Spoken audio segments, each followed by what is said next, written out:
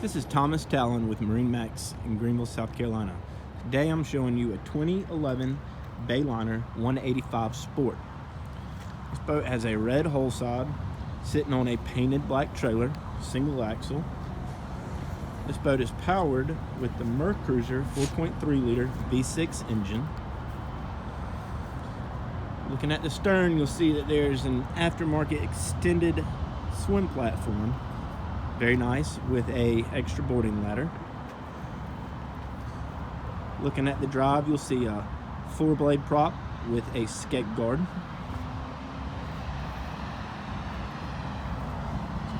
Boat is equipped with a bimini top. The interior is like new on this boat. Very clean, no rips or tears in any of the seats or cushions. This boat has a ginseng stereo with 4 speakers. In the floor storage. Plenty of storage up in your forward bow seats. Walk-through windshield. It's a nice little boat. Located in Greenville, South Carolina. For more information, please visit our website at www.marinemax.com or stop by our Greenville, South Carolina location to take a look at this vessel. Thanks. Have a good day.